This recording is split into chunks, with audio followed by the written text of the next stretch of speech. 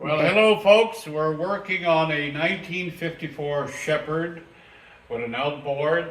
This came in from Burlington area, and there's a few planks on the bottom of this boat that we're going to have to replace, but we're doing one side at a time.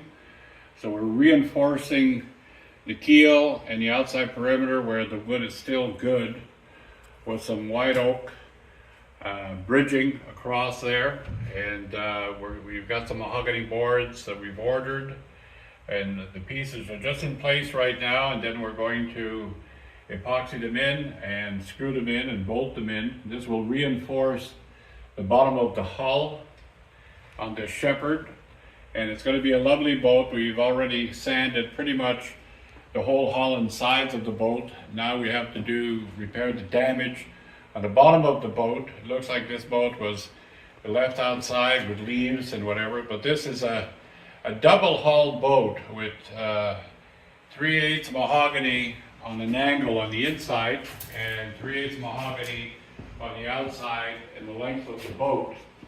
And they've used canvas between the two layers for waterproofing, and some of the canvas has water stains on it, so it didn't dry that great. But it was a great idea at the time to waterproof the bottom of the hull so water wouldn't come in, but over time, if the boat would have been kept in better condition, it wouldn't have had dry rot on the inside board. So now what we're doing is we're taking all the dry rotted boards out, and I'm reframing to give more strength to the bottom of the hull as the framework that we're working on right now. So we're going to do one side from the keel, one side we're going to do the framework and then put the boards back in and do this, and then we will turn the boat, flip the boat on the other side.